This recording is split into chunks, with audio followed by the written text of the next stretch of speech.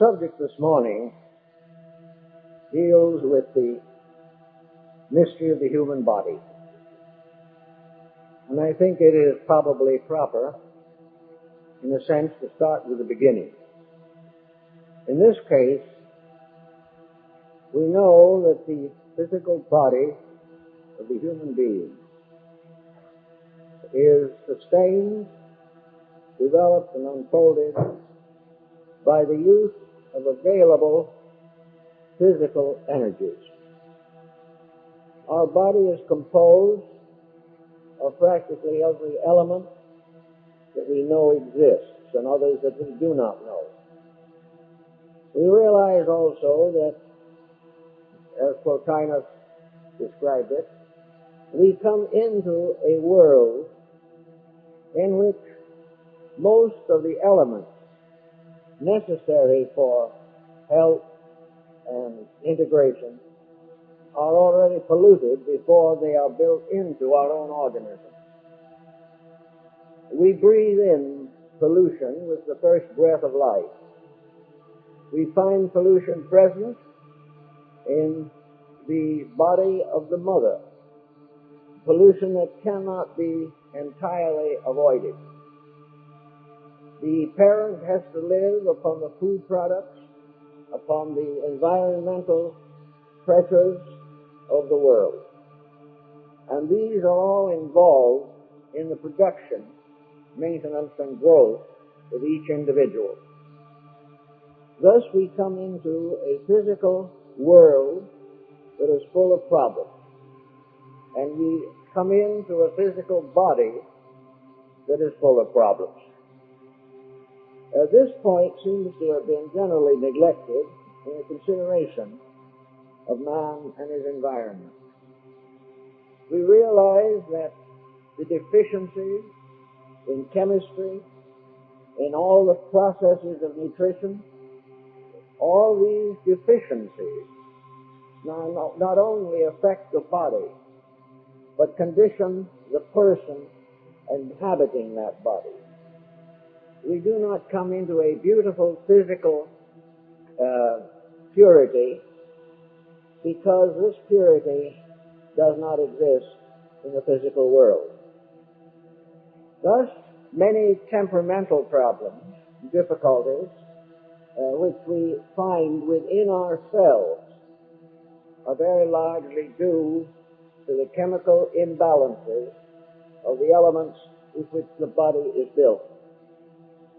We have, therefore, not only to fight against the pressures of many forces around us that we do not admire, but we are required to adjust to the conditioning influence of these processes within ourselves. We cannot entirely separate our mortal existence from the mortality which surrounds us and actually inhabits us.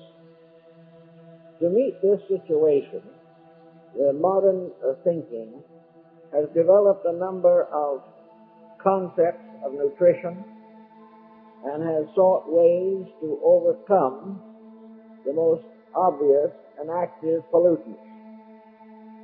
But by the time we grow up to the point of self-significance, before even the years of majority, we have already inhaled the problems of humanity.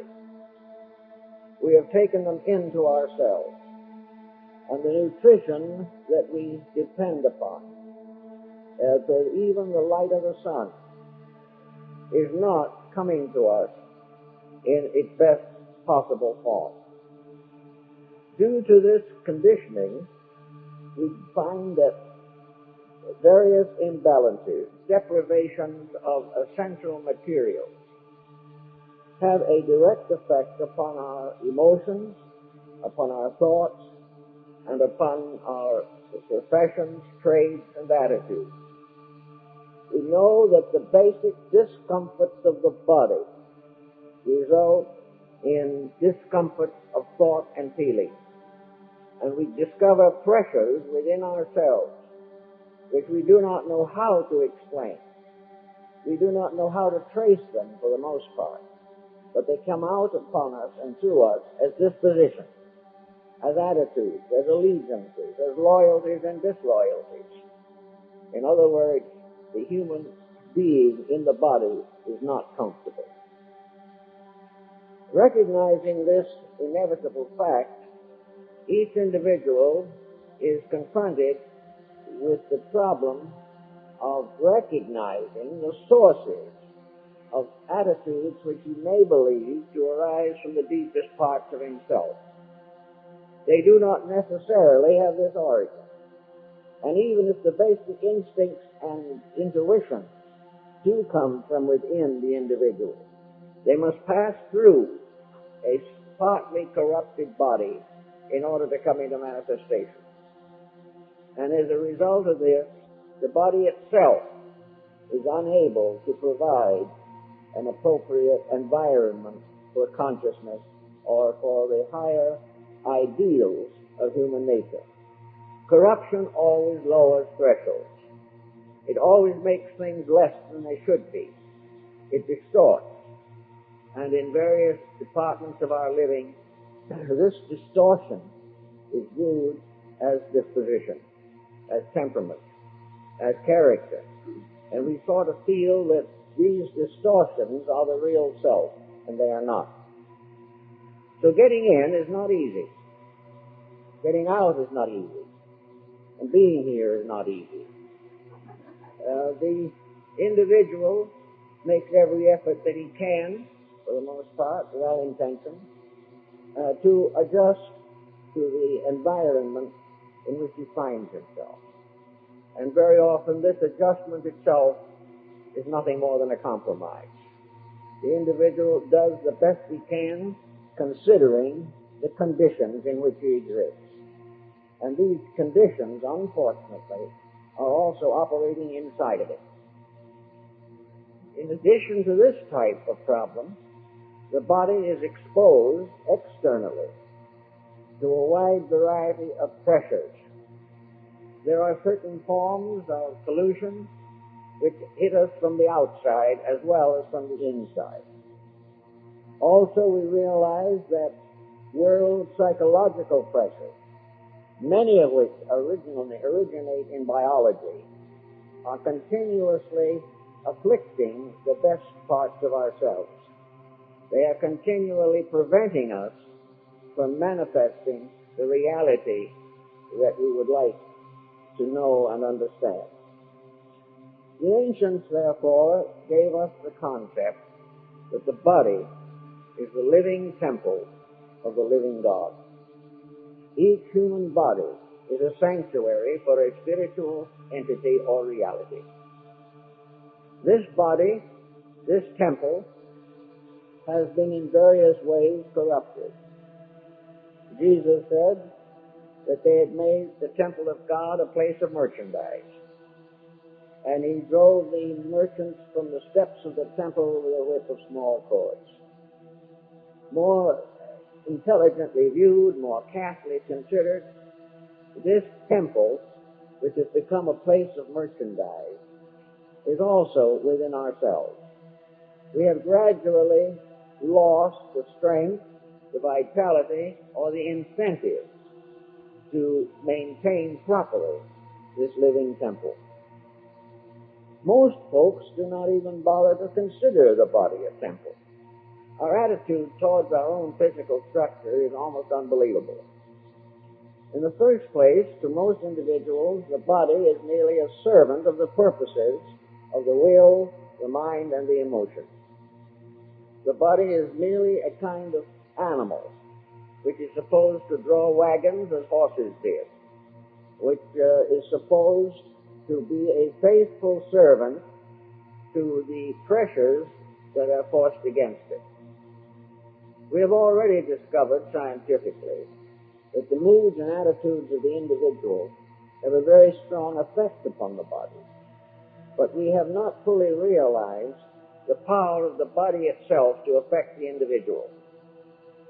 We still take it for granted that we rule the body, that it will do what we order it to do. But between the difficulties in the physical structure itself and the difficulties in the mental and emotional complex which dominates the body, we have many reasons to understand why illness and suffering appear to be inevitable.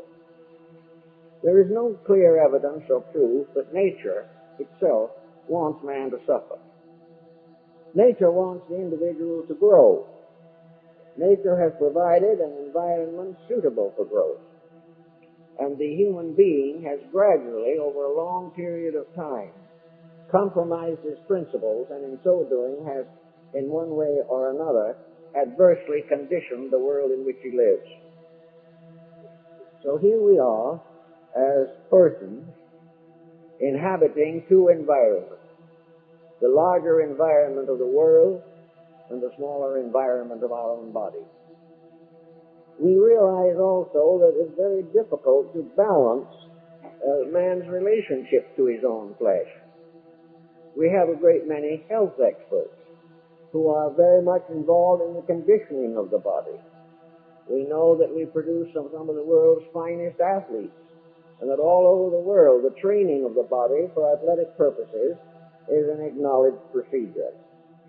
But in the training of the body, we have to get into another difficulty. We are apt to gradually create the concept that the body in itself is the most important of all things. We are inclined to compromise or even deny the growth of the person in the body in a very deep, powerful program of maintaining the physical form itself. Now, the physical body has laws. Everything in the universe is ruled by law. And the laws of the physical body are very simple, actually, although very difficult to enforce. The law is that the body is the instrument by means of which the individual is able to exist in this material world. Without the body, he is a vaporous abstraction. Without the body, he has no means of making the contacts with the material world around him, which are necessary to the expression of his inner life or the development of his character. So we have to be a little watchful of those who give the body too much catering. It is not really good for the body to be spoiled by indulgence any more than it is good for it to be impoverished by various forms of deprivation. The body has its own rules. The body is a useful servant, but not a good taskmaster. It is very important to us, but its very importance depends upon its normalcy. Now we have in the world what we might call the good life.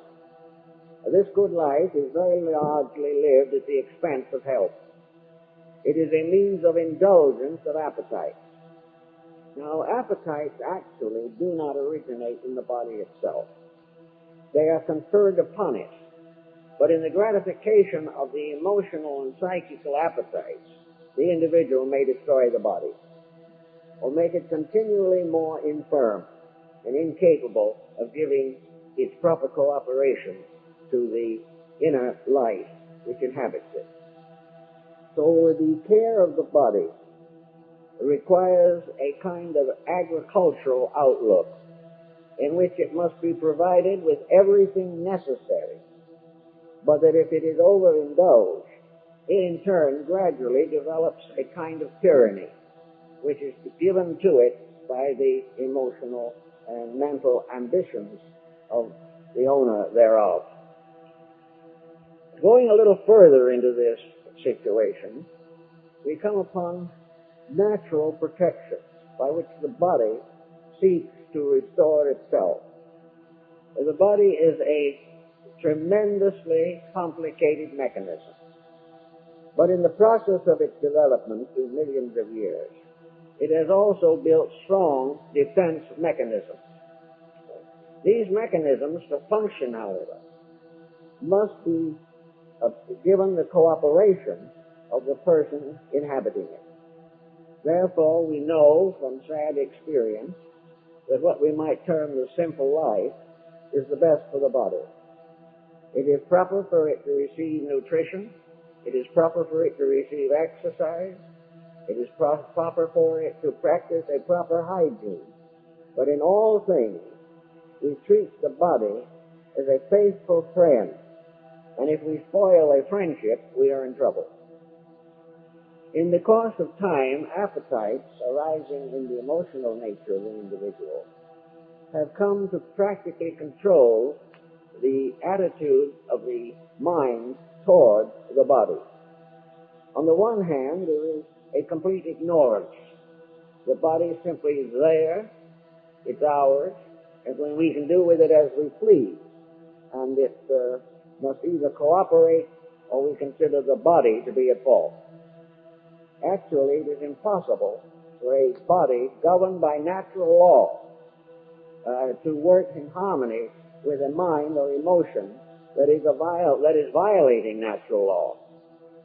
So the conflict between the natural needs of the body and the artificial activities of the individual, this conflict is bound to result in bad health.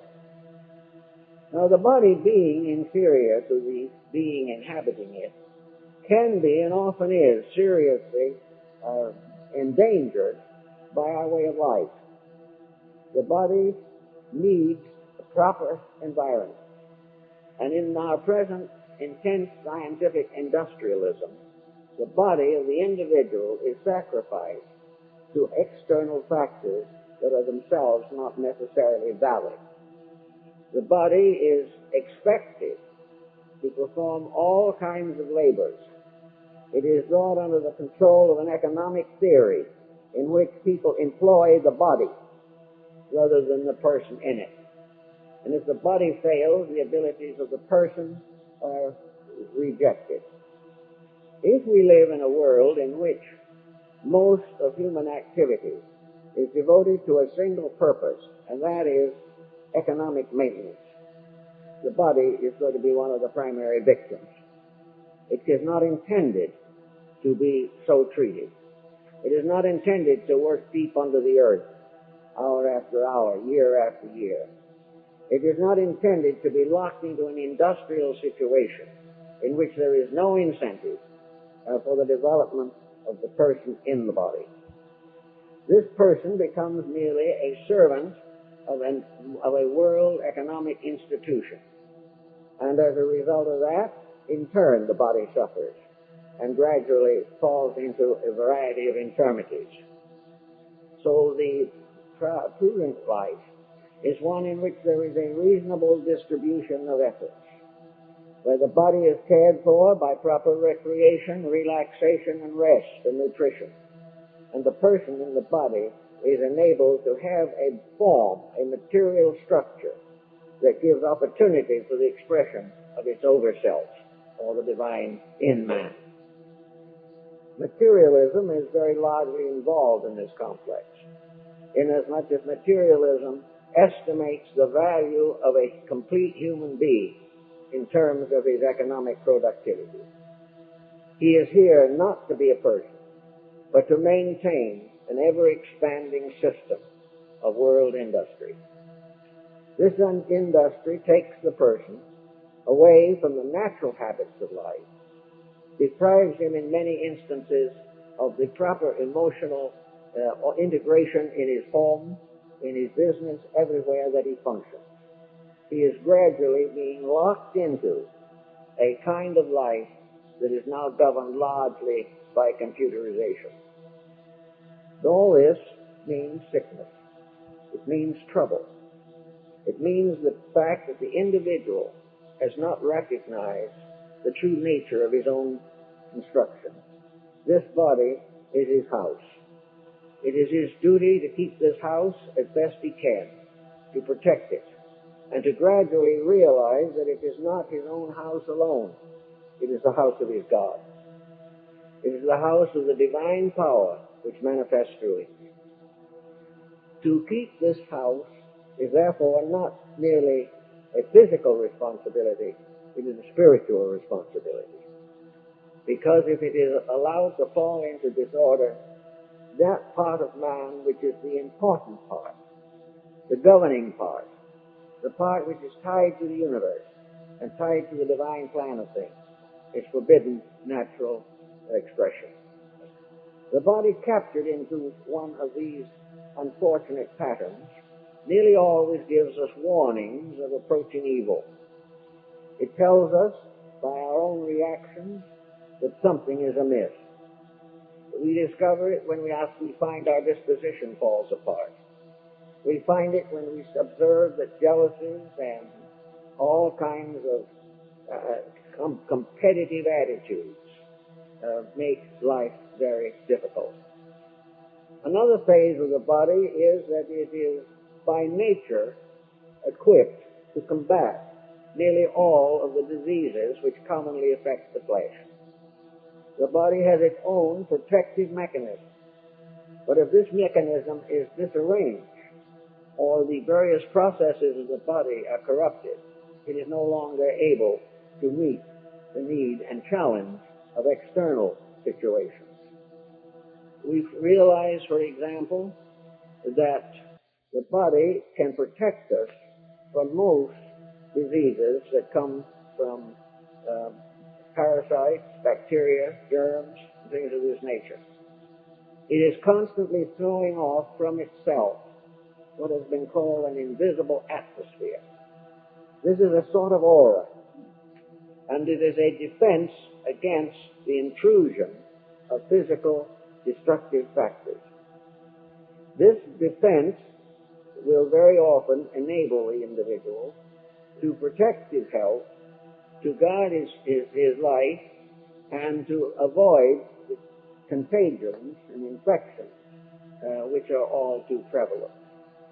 But in order to do this, we must recognize an analogy.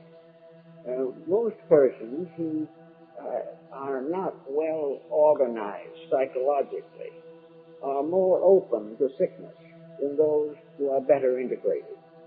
The reason being obvious. The well-integrated person inhabiting the body is a benefactor, helps the body to maintain its own proper functions. When the inner life becomes disturbed, it reacts upon the body, lowering resistance to the dangers of internal corruption and also from environmental contagions and infections. The magnetic field of the body does give us a kind of invisible perspiration. It is an invisible kind of fur which covers the body. And the hair on the body is more or less merely a crystallization around this type of energy, which corresponds in nature around us with the vegetable kingdom. By keeping the magnetic field fairly well adjusted, the individual, therefore, will protect himself against the diseases arising in his own mind and the ailments that come to him from the outside. We have various means of combating various ailments, but we have also developed a very pernicious situation which will have to be faced ultimately by every thoughtful person, and that is the failure of the theory in medicine of protecting health. We are working more to find ways to remedy our own mistakes, but we are not being much instructed on how to prevent these mistakes. We may get a nutritionist who will help us to balance the body, but this same balance of the body may not touch into the inner causes of deterioration, because an unhealthy mind, even in a healthy body, will ultimately destroy health. We are also trying to remove the symptoms of our own indiscretions. We are developing an elaborate pharmacology which is dedicated largely to obscuring mistakes. We are trying to neglect or kill out the body's natural means of bringing problems to the attention of the mind. We are, therefore, of the opinion in general that if we can abolish the symptom, that we have cured the ailment. This is not true and never can be. And many of the medications that we use are actually destructive of the body and its own natural resources. So we have covered a mistake, a basic mistake, by finding artificial remedies to obscure the truth. And we feel that if we have obscured the truth, all is well. We are now in the midst of a more or less obvious medical revolution in which the study of these dangerous drugs is coming into the foreground. We are trying to use drugs as a substitute for right conduct, and there's just no way in which this can be accomplished. If we allow the respiring and developing resources of the body to work as they should, we will not find it necessary, except in a great emergency, to come to its assistance, if we are able to do things well. One of the basic theories of osteopathy was that nearly all physical ailments are due to obstruction. Some process of the body has been prevented from expressing itself in a normal way. As a result of that, the body forces or rushes to the aid of the situation, many resources of its own. But these resources, if they are abused, and if the condition does not come to the conscious attention of the owner of the body, will very often result in a congestion in which function is disarranged. Until this congestion is broken up, the normal processes of the body cannot be restored. Now, as we go a little further into the subject, we realize that the Kabbalists of old and other mystic groups have recognized that the body is the microcosm of the universe. The body is a miniature of all things. And strange as it may seem, the bodies of very primitive creatures, from trilobites on up and down, these bodies are all actually miniatures of a universal pattern. They are all the small architectural forms by which the complete geometry of space is epitomized into one small area. And always these natural forms take universal mathematical, geometrical structure. We know this in science. We know that mathematics and geometry are the great keys to universal order, and they are nowhere more evident than in the physical body. Among those who worked very hard in early days to understand this were, remarkably enough, not scientists, but artists. Artists were the first to really contemplate the body. To them, the human form was one of the most beautiful structures that nature has produced. And in studying this structure, the artist, in an effort to transfer it to canvas or to paper or to carve it in stone or marble, had to become keenly aware of the substructure of the body. He realized that he could not simply copy the surface. When he did, the work was superficial and inadequate. So we are indebted to people like Albert Dürer, Michelangelo, Leonardo da Vinci, for the careful study of body structure. Out of this study came patterns like the dynamic symmetry. We found gradually the whole system of Pythagorean mathematics caught and captured and held in the bodily structure. We began to recognize that the measurements of the body were highly significant. And among the early medieval Kabbalists, there was a system of analysis of character by carefully measuring the relationships between structure in the body. It was also observed that stress, all these factors, strain, all were involved in body protective mechanisms. We learned architectural principles of stress from the structure of the body and the muscles. everything that we really have on the outside of us is simply a broadening and generalizing of the structure within us. And most of all, there was a wisdom in it. And that wisdom was that the natural procedures of nature in bringing formal structures into manifestation, these procedures were one of man's most available sources of instruction, by means of which he might learn of all things by becoming aware of a few things in their action upon each other. In the same sense, therefore, the body gradually becomes analogous to the great cathedral. The great cathedral was a masterpiece of human engineering, but the human body is a masterpiece of divine engineering.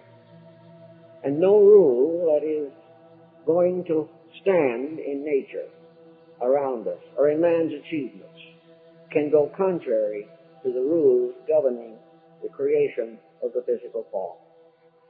The physical form was not really physical in origin. It was physical by extension. It is a body built by energy around an invisible core. And these energies flowing out of their own vitality enable this body to become a manifestation of themselves. The whole divine plan is revealed through man. In another analogy, we can go to some of the old Rosicrucian concepts of the 17th century, by means of which it was clearly indicated that the body was the small book. There were three great books upon which man could depend for honest information. In the Rosicrucian mysteries, the first of these was the Holy Scripture, the book of the prophets, the book of the Messianic dispensation, the book of the way of life within morality, integrity, and beauty. The second great manifestation, the great book, was the universe, in which man, by gradually exploring the infinite resources of space around him, and gradually becoming aware of the laws moving inevitably and immutably through this space, the individual, by the study of the universe, the created composite body of all things, could come to better understand the Creator, and finally, by downgrading a little bit, in a sense, its perspective, it could come finally to the realization that man himself was the third book. The man himself was the miniature in which things vast and impenetrable might become more obvious, more simple, and more direct to our attention. It is not so easy to fathom the mysteries of deity or the Holy Scriptures. It is not within everyone's capacity to understand the universe and all of its mysterious workings. But when these things are brought together in a little model, a miniature of the whole, they are available to us every day, in every walk of life. They are closer to us than any physical relationship that can exist, because they are part of ourselves. And by exploring the little universe ourselves, we not only become more aware of the greater universe, but we also become aware that this great universe is also within us, that all of the great principles of truth, all of the great wisdom of the ages, all of the great spiritual revelations are brought downward in a mysterious way and locked within the body of the human being. It is difficult to understand some of these mysteries, but they have been worked on rather conscientiously and reverently for very long periods of time. Now, as we enter a little closer to the body and begin to study its structure, we know that the body exists for one purpose only, and that is to reveal that which is within it. That the body exists to provide an appropriate instrument for the measurements and for the manifestations of the human soul. Thus, the body has to have a formal structure suitable to meet the same needs that the universe had when it came forth out of the pre-existent condition of things. The body, therefore, has to be more than a mass of matter. It has to be more than a mere machine. It has to become a means for the expression of that which is within it. And in order to do this, the same processes were necessary as those which brought forth the larger universe.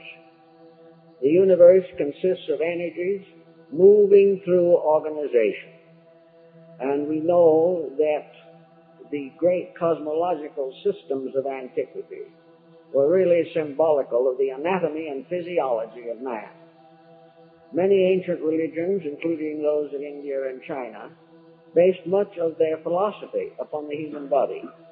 They did not call it that directly, but they compared various parts of the human body with universal procedures and found that the analogies were accurate and inevitable and true. Under these conditions, what do we find? Primarily, that the body is divisible into systems or parts. These systems or parts are all of them created to make possible the compound function of man. The first thing we realize is that the human being as a body is a commonwealth. We also realize that this body is the most magnificent example of cooperation that exists to our knowledge and understanding. There is cooperation in the parts of the body that we have never been able to find in human society. This cooperation means that all parts are working together for the common good.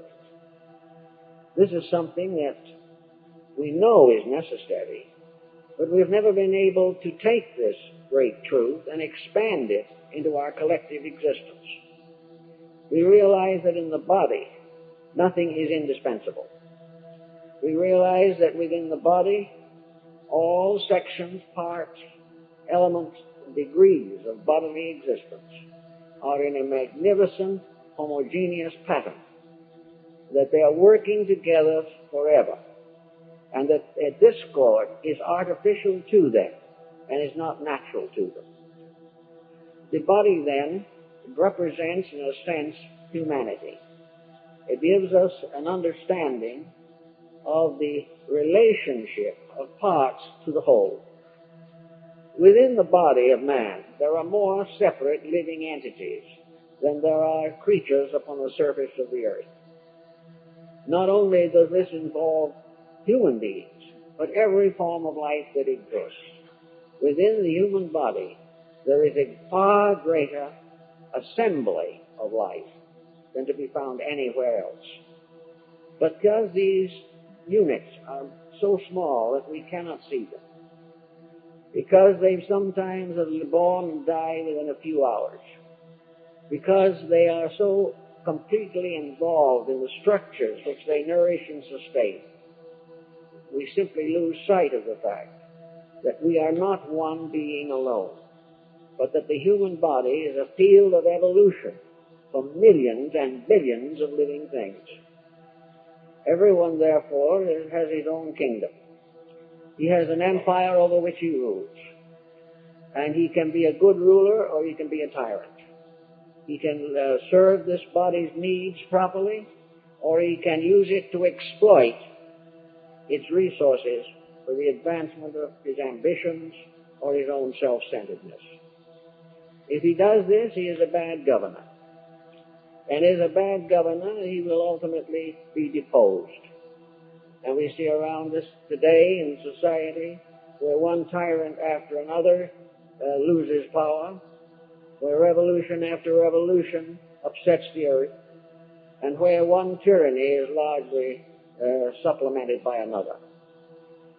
But this is bad government, and it is contrary to the magnificent cooperation which makes up the human being himself. It tells us beyond doubt that we must live together in peace, or the common body will perish, and that any disturbance which is neglected, any misunderstanding or misinterpretation which is allowed to continue, will produce within the body the same anarchy that it produces politically in society. So we are our brother's keeper in a sense. We are certainly the keeper of the life that has been given to us. If we are God's in the making, it is time for us to make good our kingdom right here where it is. And that begins by the proper understanding of what constitutes normal, proper relationship between governing and governed. Now, the governing in man is not perfect either. We are all growing and unfolding creatures. We are releasing little by little the divine potential which is within us. We may not always be able to be the wisest of governors, but we do have the responsibility to make a good try. We are responsible to be as nearly good rulers as possible.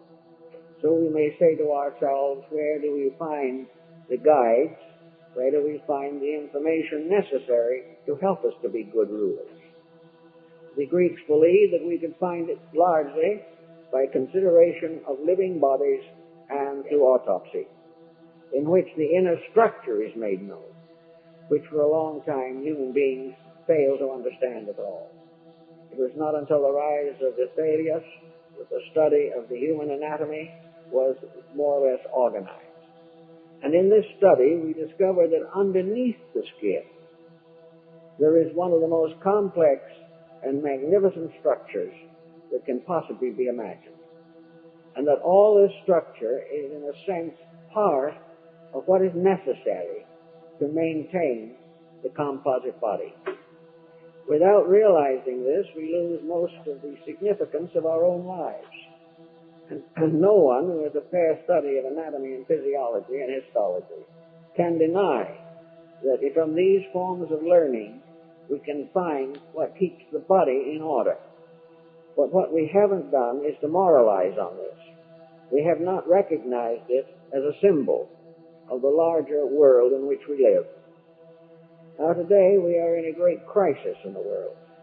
A crisis in which we discover that the lack of cooperation, the lack of dedication, the lack of the realization that humanity is a body, and that this body is ensouled, and that the corruptions by which human beings relate to each other, these corruptions cause world sickness. Ourselves are like little villages along the shores of a great river. For the great arterial river that flows out of the heart is for the preservation and the healing of the nations. So we have the heart and its structure. Now the heart structure is a septenary. For within it, as we are told in the book of Genesis, the spirits of Elohim moved upon the surface of the deep.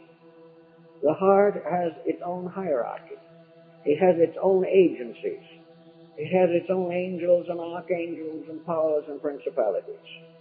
It is a tremendous, mysterious structure. And it has to be administered to an infinite concatenation of supporting functions and factors. The mystery of the heart is something that we really think very little about unless something goes wrong with it. And then, probably more than in any other type of ailment, a kind of fear sets in upon us. Because only under those conditions do we really begin to understand what the heart means. And it is only in the failure of civilization, in its own adjustments, that we finally come to understand what the failure of love means. That all things are primarily sustained by a power which has as its primary purpose the survival and preservation of all that lives. So even in the heart of the smallest creature, or in some little vortex which is equivalent to, in a primitive form, to the heart focus, we know that the part of man which is above the physical has its final pole and its final center in the body, in the apex of the left ventricle of the heart. Here it is the pacemaker. Here it is that mysterious thing which plays the melody of life. The heart is the basis of life, and the heart serves all life. without discrimination. We may say it has its own internal discrimination, but it does not play favorites with any part of the body, but serves them all as the one power which gives them life and makes possible the continuance of their existence. So it is actually that which, in a sense, becomes the symbol or the presence of the divine in man. In the books of Hermes, it is written that its eternal power placed itself in the mysterious pyramid of the heart, and that the pyramid in Giza was an ancient mathematical formula to represent the heart of life. The wonderful Septapana cave of initiation in Buddhism is the heart. And in mysticism, all illumination arises from the power that is seated in the heart. For illumination is life. And life, properly directed and normally expressed, is illumination. The second great power of the human body is another factor. And this second factor is derived again from evolutionary processes. And this factor is the mind. And the mind is centered in the brain.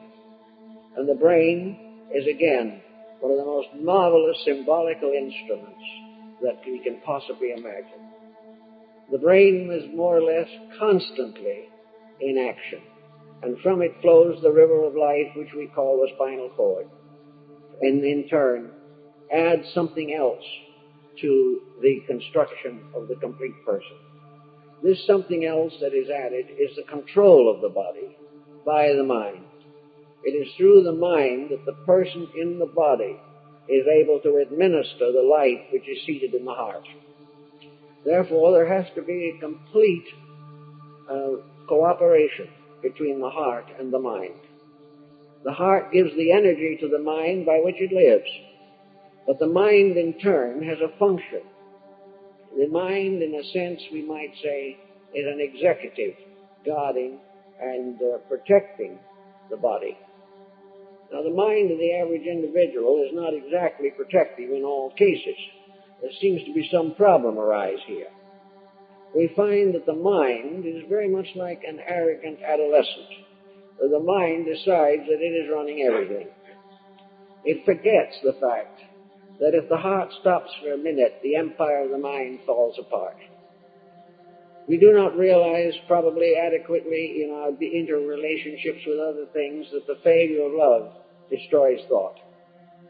That once the mind is no longer cooperating, it is inevitably cutting itself off from its own supply.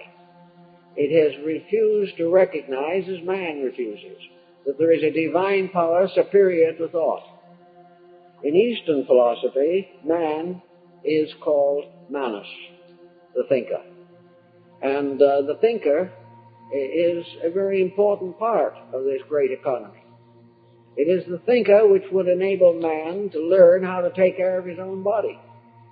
It is the thinker that can give him dedications by means of which he takes the divine energy within him and uses it for the perfection of society. The mind also is capable of a gradual advancement of itself until through mysticism it is finally absorbed in illumination.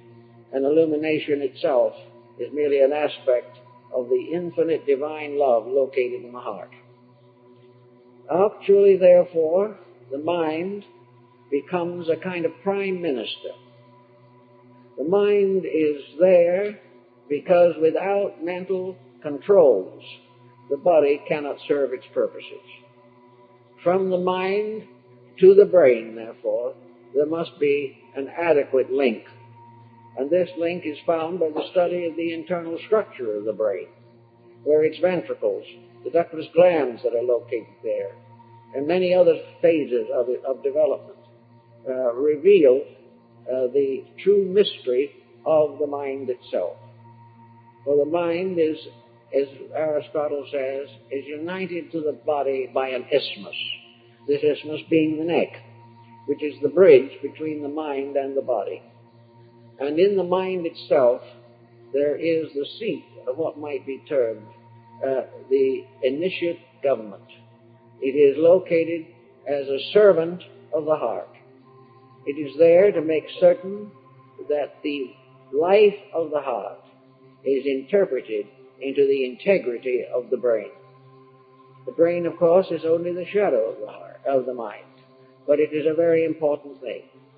Its various parts, its convolutions, and its ventricles, and all of the various faculty centers that are located there, gradually reveals to us the complete control which the mind can exercise over bodily function. But in order to do this, the mind itself and its body, the brain, by which we recognize the mind, must be understood. The purpose of the mind is not to create its own empire. But when a dictator in the individual, his own ego, decides to use the intellectual equipment merely to the advancement of his own purposes, he betrays its real purpose and betrays the body of which it is a part. So that the properly conditioned mind is the gentle and kindly and humble servant of life itself, and not a little tyrant or despot set up to enable one individual to be richer than another. We have the mind coming through the brain, and that part of the mind which is functioning in the material world is brain-centered, and from that must come wisdom. And wisdom is the power of the brain to interpret the life of the heart, to make sure that all things are fulfilled according to the law. It is the property and purpose of the brain to so control the conduct of the body that no discord can arise therein, nor can there be any discord between the individual brain and its mind background and any other brain anywhere in the world, because there is one universal mind. And when it is broken up into individualities, then these often become competitive. But there is no more competition actually possible than it is possible for the brain itself to go against the dictates of the heart. If it does so, all is lost. The third great pole in the human body is the generative system.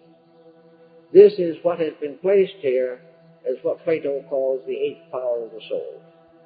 This is the perpetuation of life. This is the means by means of which there is continuity.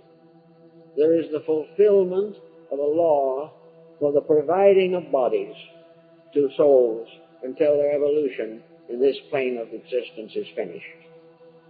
The generative power, therefore, to the ancients was always sacred, one of the most sacred of all powers. It was supposed to be founded in the power of the heart, which was infinite love life, supported, directed, controlled by the mind, which becomes, in a sense, the most direct factor in the reproductive structure. For the real drive of reproduction is located in the brain.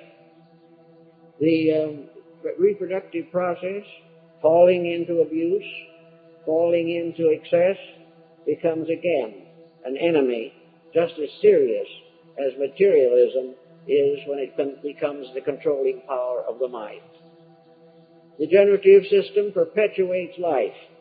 It creates the forms and bodies by means of which the invisible entities which come into manifestation find the open door into mortal life. When they come into this mortal life, they then call upon the other powers, because the mind as father and the heart as mother must not only in the case of the world, but in the case of the individual, must recognize a moral responsibility to life itself. We know all too well that the gradual decline of moral ethics is a tragedy, not only to world peace, world insights, world understanding, but to the healthy perpetuation of the race to which we belong. This type of problem reveals, therefore, in the human body a triune deity, the Father, Son, and Holy Ghost, a power of wisdom, strength, and beauty, a power to create, a power to rule and wisely govern that which is created, and a power to constantly improve the quality of creation. All these things are part of man's own structure. They're not something that was written in clouds on the sky or something. They are the daily experience of people. And in the presence of this, there seems to be a very great need for deeper understanding. Now, when we come to find that the body must be taken care of, and that these triune powers must have their own centers of function and must direct the manifestation of life, we then have the vital organs, which are distributed throughout the body. And perhaps one of the most important factors in this aspect of the subject is the process of nutrition. For all the parts of man's digestive and assimilative and excretory systems are parts of alchemy. Well, ultimately, we are going to find that alchemy and Kabbalah and all of these different phases of learning are merely symbolical of actual processes occurring within the human body. When we begin to appreciate this, we will have a new reason for the researching of these interesting and really very important fields. They are there to tell us a story. They are there to help us to understand something. In the process of nourishing the body, various elements combine. Some of these work through the magnetic field, such as the influence of planets and stars. Some work through the elementary atmosphere, the four elements of the ancients, and these produce certain elementary and elementary processes. Then we come down to the simple physical body of food. What is food? Food is life. And food is one great nutritional principle. When we take into our bodies various foods, they simply do not rush to one part of the body or another and set up abodes there. We don't have asparagus in one place and turnips in another. All of these food factors are passed through an alchemical transformation. The human system, particularly the digestive system, takes these faculties, takes these facilities, breaks them down to their essences, and in an essential form of life, then distributes them. So that we are not living off of cheese or macaroni. We are living off of a life principle that is present in all forms of nutritive material. All of this material is taken in, loses its own identity, and is transformed into a common substance that can be handled by the body. This is the most extraordinary form of alchemy that exists. For in this case, it takes food, which constitutes base elements, and transfers or transforms these foods into the spiritual gold by which life is sustained. So this part of the problem is very, very essential and very important. But it is necessary to part of the great economy of things. There are old diagrams in which the intestinal tract is corresponded to the mysterious underworlds of Dante's Inferno and Milton's Paradise Lost. This system of assimilation and finally the excretion of impurities comes in a sense under a purgatorial function. It is a mysterious realm in which what is not useful is discarded by a wisdom and skill that the human being could not personally apply any more than he could control completely the function of his own heart. If we depended upon man to keep the heart beating, he would forget it sometime and die on the spot. But the control is in an area which he cannot dominate. He can influence it. He can influence it for better and for worse. He can discipline it in certain mystical exercises. He can change its beat, rate, But if he does so without great skill, he may disorganize the entire structure, because that which abides in the heart is wiser than can be given to it by the mind. So we also then come into other areas of which it is important to take consideration. The ancients were particularly influenced by the shape of man, and usually represented this form either in a cross or in a five-pointed star. The five-pointed star is the form we find most commonly shown in old Pythagorean researches. It represents the body with its five major points: the head, the two arms, and the two legs. This form was the basis of most of the cathedrals of Europe. And of course the cruciform, standing person with feet together and arms spread out, became the cross. And in the center of the cross was always the symbol of life itself. And in the cruciform temple, the altar is in the place where the heart is. For it is at the altar that the Eternal speaks through the oracles of wisdom. So the shape of the body became quite important. And it was also more or less considered very essential that the individual recognize the need for the complete cooperation of the two sides of his own body. These two sides, the right and the left, are known to the ancients and were studied and symbolically considered.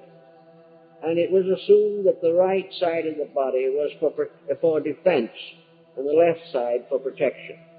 The ancient Roman legionnaire carried his spear in the right hand and held his shield against the body with the left. We find discussions of this particular point in the Kabbalah, where the virtues, values, and problems involving the right and the left are very clearly set out. We also find them perpetuated in heraldry, where the 2 points or areas are of the greatest importance.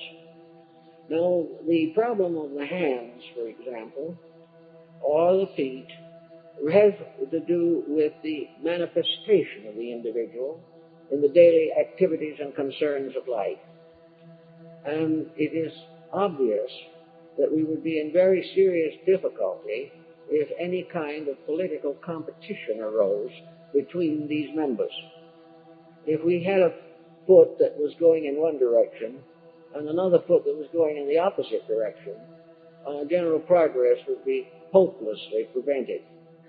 If we have two hands and one hand wishes to do one thing and the opposite hand wishes to do something else, which is incompatible or in contrary, we are in trouble. If we use the hands to knock someone down or to injure, this is a perversion of power. If we use the hands as a form of communication, as in the case of the deaf, they become very important means of carrying on a progress of some type of essential learning. The hands have many uses. Each finger has its own meaning. The feet have many uses and purposes. The lines of the hands have been the subject of a great deal of study, and in many instances it is obvious that they are very, very important. The problem, therefore, is that we have hands and feet, and these hands and feet have to work together. And in our material environment, hands and feet are symbolized by the machinery of productivity. The things that we have to do, the survival of the physical body in the presence of danger, transforms the hands and feet into legionnaires. They become the defenders of man. They become also the means for the expansion of his knowledge in many ways. And properly trained, they become magnificent instruments of the arts. And where they are there to guide us skillfully and physically through the problems of life, they have their part, and they are under mental control. Where, however, they give us great music, great art, wonderful appreciations for things, give us the opportunity to reveal from within ourselves something of the beauty that is there, then they are directly under the influence of the heart. and it is beauty, finally, that must redeem the rest. So we have in the body all kinds of interesting and more or less remarkable lessons. We find all types of processes, stress processes, mending processes, the constant replenishment of the body, the fact that it is one body, but that the life within it is manifold. And the individual, it has been said, and probably quite correctly, that by the end of a 7-year period, every cell in the human body has been changed. In the course of 100 years, every embodiment of man in the world is changed completely. Therefore, the continuity of the body depends upon the constant perpetuation of the life centers within it. Blood must reproduce itself, or we must have leukemia. We must have reproduction of the cells in every bone, in every muscle, in every nerve, or the structure falls apart. And this is where the principle of generation becomes very important. For generation is not only the reproduction of the species, it is the reproduction of the life units within the individual. He has to be constantly rebuilding. And when the body ceases to rebuild, then life has passed its peak. We cannot continue and go on any further. Now, the body also contains the polarities of the sensory perceptions. These sensory perceptions in themselves are very important. Man, in his evolution over 1,000 millions of years, has developed one by one the sensory perceptions as the environmental condition made them necessary. As soon as there was something to see, man could see it. As soon as there was something to hear, he could hear it. And every type of the sensory perception was geared to a purpose and to a value and to a need. Today, probably our most important sensory function is sight, which was the last to come to us and has been variously specialized in different kingdoms of nature. The sight to us is the ability to look out of a window. Now, actually, of course, we think we're looking out, but actually the sight factor is not in the eye, but in the brain. But sight has given us a tremendous area of educational opportunity. It has made possible for us to be observers of existence. It has made it possible for us to see what is going on around us. And then locked within the brain is another eye, the single eye, by which we see gradually what is going on within us. But at the moment, sight is largely located in the area of perception. But the brain has a faculty to balance this, and that is reflection. Everything seen stimulates interpretation, stimulates some form of moral, ethical, or spiritual truth. It makes it possible for us to observe both virtues and vices. It gives us the possibility to study the whole balance of nature. And by means of sight, the individual gains his greatest physical orientation, as far as he is capable of such orientation at the present time.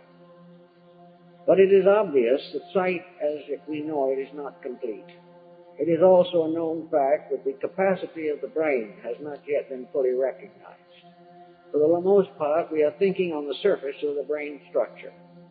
But there is a dimension of depth to it, and the brain is capable of a vast improvement or a vast extension of its own powers. But at the present moment, sight becomes almost a contact with the divine plan. We look around us and we see things, and we like some of them and we dislike others. We watch things created and beautiful. We watch things disintegrate and tear down and fail. These are all experiences of sight. But they are very important because to see the environment in which we exist is to be aware of it more acutely than by any other faculty. And therefore, it is the one great educator that we have among the sensory perceptions. It is the power to estimate. It builds into the brain mechanism the structure of discrimination, the structure of comparisons, and also it brings us in direct focus to the operations of cause and consequence. Cause and effect are probably more obvious to us through sight than through any other faculty that we possess. But all the faculties have their proper places and their proper endowments. Each one has a message. Each one is a messenger. Actually, we have given comparatively little attention to the evolution of sensory perceptions. We take them all for granted. We do not realize that they can be greatly improved. We do not try to balance them. We do not try to create a powerful cooperation between them. We simply accept them and are very little mindful of them unless they fail us. Then we suddenly find that some phase of life has been slowly taken away from us. So the sight centers, the sensory perceptions, and all these contacts are a way, the way in which the person becomes oriented, because the person becomes aware of things. Now, when the moment the five senses operate together and awareness is established, everything then depends upon the function of the mental coordinator. Because things seen can be nullified by attitudes. That which might in itself be important is disregarded by an indifferent mental mechanism. That which to the mind is not important can gain strange importance in the sensory perceptions, and sometimes this results in an extension of knowledge. But in all these different areas, the sensory perceptions have to be refined. They also have to be improved, and they must be brought into a cooperative relationship. Whereas today, no matter how many people look at the same thing, it looks different to all of them. This is due to limitations within the individual. And these limitations are artificial, because in reality, all things seen are the same when seen by all people. But immediately the sight factor itself is compromised by ulterior mental attitudes, so that we lose a great part of the virtue of these various sensory perceptions that have been so carefully and wisely developed. The body, therefore, does manifest through sensory function, and through this function gains a new and more complete perspective upon the circumstances under which the body is going to subsist for a time. All this together and very, very much more brings us to the final realization that this body is indeed a sacred thing, that it has been given to us for a reason, for a purpose. It has been bestowed upon us that we might grow, that we might improve, that we might strengthen our resolution, and that most of all, we should be true to it. Not to cater to it, but to preserve it in the best normal way that we can. In so doing, we will protect our own mental and emotional normalcy. For when the body is in pain and suffering, when irritation affects us, when we are debilitated or run down or in some way suffer from wrong nutrition, our whole capacity to live is impaired. It is very important, therefore, to recognize that we must bring the body into a cooperative relationship with life. And this, in a sense, is almost impossible unless we recognize the sacred factor, unless we realize that we are the living temples of the living God. We cannot perhaps have the courage or the strength to do as we should with the body. Also, it will help us, if we have this attitude, to realize that the divine will that is in the sanctum sanctorum of the temple, that is in the mysterious symbol above the high altar, that the divine will is instructing us and that its revelations are coming to us through this body, and that this body, therefore, is indeed a truly sacred thing, that it is something that we should understand, that we should really come into harmony with, and that we should use it as it was intended. Now, there is no doubt in the world that while we are in the material world, part of our bodily function has to be related to material things. It is here, however, that that which is above the material must come through into the material, or our civilization can never survive. That which we give to the world from within ourselves, it must become, in part at least, what the world will become. And in these times when everything seems so extremely difficult, we have two consolations that we learn from the body. One is that there is with us at all times an available instruction in realities. We are forever in the presence of the thing as it is, whether we interpret it so or not. Whether we are able to live with it or not depends upon our own attitude towards the reality itself. If then, instead of going around this world as sort of little autocrats run by the mind, we could become the humble servants of the divine ruled by the heart.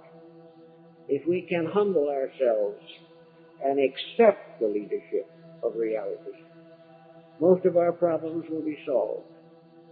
If we obey the simple commandments of integrity, if we truly learn to love one another, if we truly can take the various pressures and emotions of life and sublimate them into kindness, compassion, and can get over the idea of separateness and realize that one life ensouls us all, gradually we can build into our own lives a blessedness greater than we have known before. We also will find a purpose of our lives.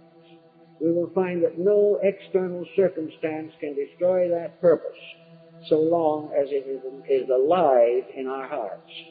As long as the individual keeps the faith will keep him.